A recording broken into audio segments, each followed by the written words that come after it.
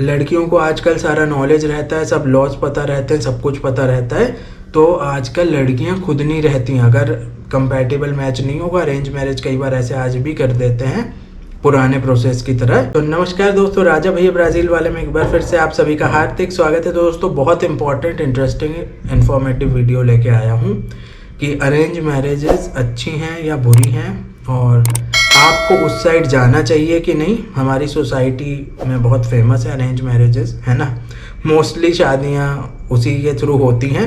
तो अभी वो मॉडर्न ज़माने में कैसी है, लागू होनी चाहिए कि नहीं होनी चाहिए, उस पर हम डिटेल में बात करेंगे।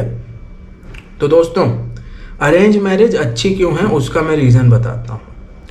अरेंज मैरिज अच्छी इसीलिए है क्योंकि अगर आप शाय हो, और कई बार होता है कि हम बहुत वर्क में बिज़ी होते हैं, एजुकेशन में, कई बार हम टाइम नहीं रहता हमारे पास कि प्यार मोहब्बत करें हम, है ना।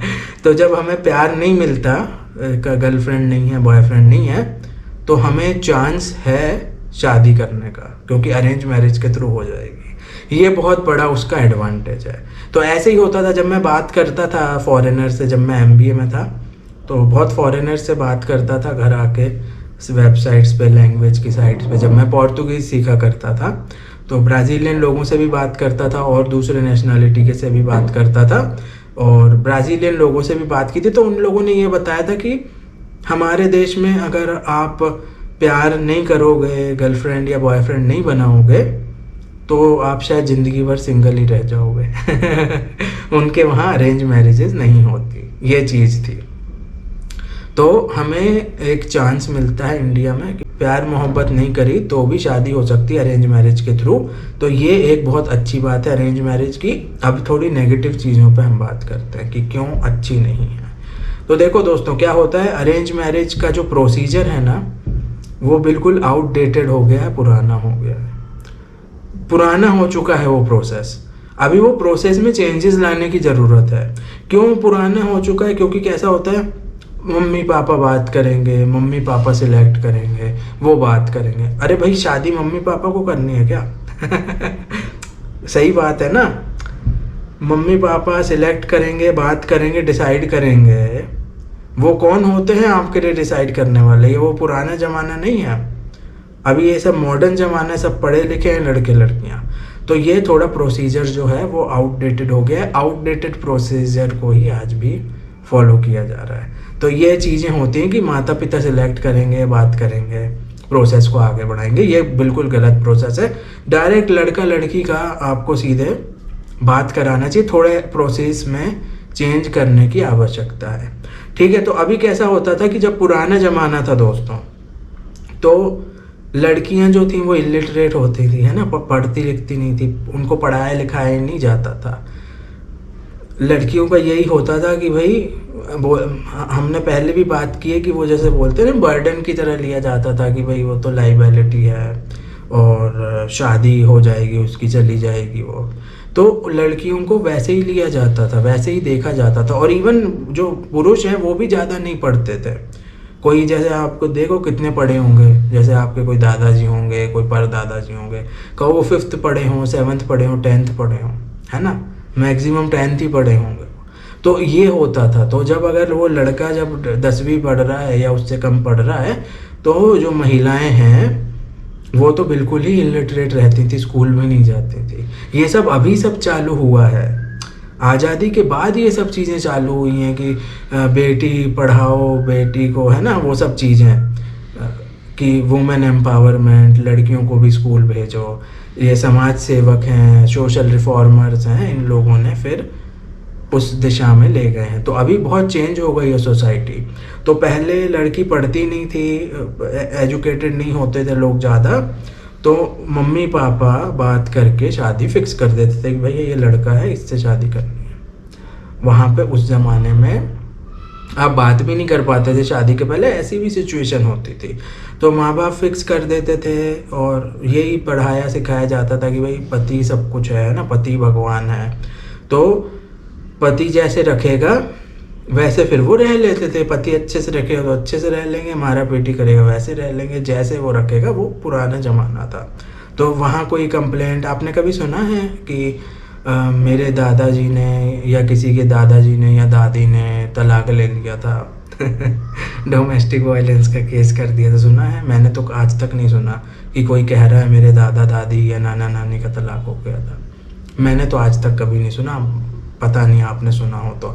मुझे पूरा यकीन है जो मेरी जनरेशन वाले हैं और मेरे पहले वाले भी, उन्होंने कभी नहीं सुना होगा ये, है ना। तो ये चीज़ होती थी उस ज़माने में, ये सब नहीं था। 7 जन्मों का है रिलेशन, ये सब चीज़ें मानी जाती थी और पति सब कुछ है और उस हिसाब से पति के हिसाब से ही सब रह लेती थी वो। और आज कैसा होता है, आज आप अपनी बेटी को पढ़ाते हो, जो बेटी हैं वो परी की तरह रहती हैं, उनको पढ़ाते हैं, उनको डॉक्टर बनाते हैं, इंजीनियर बनाते हैं। आज ज़माना बहुत बदल गया है। लड़कियों को आजकल सारा नॉलेज रहता है, सब लॉज पता रहते हैं, सब कुछ पता रहता है। तो आजकल लड़कियां खुद नहीं रहती हैं। अगर कंपैटिबल मैच नहीं होगा, अरेंज मैरिज कई बार ऐसे आज भी कर देते हैं पुराने प्रोसेस की तरह। और जब कंपैटिबिलिटी नहीं रहती तो कई बार 1 महीने 2 महीने में भी तलाक हो जाते हैं। आजकल 15-15 दिन में भी तलाक हो रहे हैं, ऐसे भी सिचुएशंस हो रहे हैं। ठीक है, तो ये सब चीज़ें होती हैं। और लड़कियां खुद, आप सबको पता है आज कि भाई डोमेस्टिक वायलेंस केस है, डॉरी केस है, सब कुछ नॉलेज है। और आज के जो बच्चे हैं वो बहुत ज़्यादा स्मार्ट हैं। ये वो पुराने ज़माना नहीं है, आजकल के बच्चे बहुत ज़्यादा स्मार्ट हैं, समझदार हैं। उनको खुद डिसाइड करने देना चाहिए।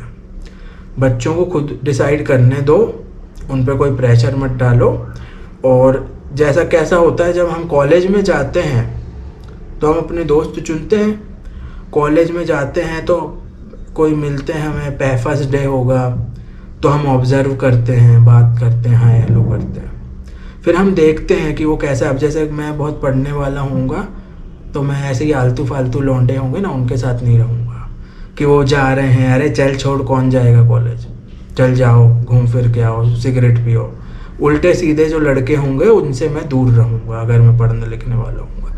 तो ये सब चीज़ें होती हैं। आप दोस्त बनाते हो कॉलेज में तो आप उनको ऑब्जर्व करते हो, उनसे बात करते हो, वो कैसे बिहेव करते हैं, कैसे टॉक करते हैं, कैसे बात करते हैं। कहते हैं अरे वो तो बहुत ऐसा गाउटी है, गंवार है, बोलते हैं हम।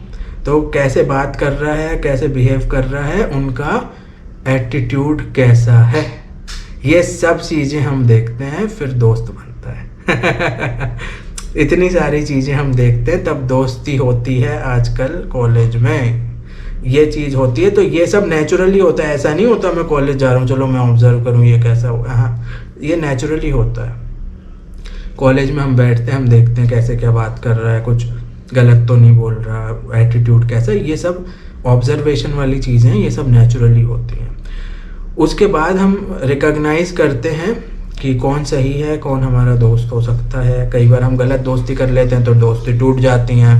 कई बार ऐसा हो जाता है भाई गलत दोस्ती हो गई है ना, फिर आप पे कर दिया आपने आज कैंटीन में सबका, आप ये एक्सपेक्ट करोगे कल वो करे, कल उसने नहीं किया। कई बार ऐसा भी हो जाता है समझ रहे हो आप। तो फिर आपको समझ में आ जाता है अरे यार ये तो चालू है बहुत आदमी, तो उससे दूर हो जाओ फिर। तो ये सब चीज़ें हो जाती हैं। तो कैसा होता है, आप रोज़ मिलते हो, ऑब्जर्व करते हो, तो उसके बाद आप दोस्ती करते हो। तो ये सब चीज़ें इसीलिए होती हैं क्योंकि आप रोज़ मिलते हो। और सिमिलर जो चीज़ है शादी के पहले भी होनी चाहिए, बात करनी चाहिए, मिलना चाहिए और एक दूसरे को समझने की कोशिश करनी चाहिए। अरेंज मैरिजेस को भी थोड़ा बहुत लव मैरिज वाला रूप दिया जा सकता है ना, बहुत कुछ चेंजेस सोसाइटी हमारी कर सकती है ना। थोड़े बहुत अरेंज मैरिज में चेंजेस करने की ज़रूरी है ताकि अरेंज मैरिजेस वो पहले वाले प्रोसेस पे अगर आप जाओगे तो ऐसा होता है। अभी जैसे बाइक भी आ रही है ना, तो सब नई आ गई, डिस्क ब्रेक हो गए समझ रहे आप, कार आ रही है उसमें भी सब मॉडर्न चीज़ें हैं। बाइक में ब्लूटूथ आ रहा है आजकल, मैं कितनी स्पीड में चला रहा हूँ वो सब उसमें आ जाएगा।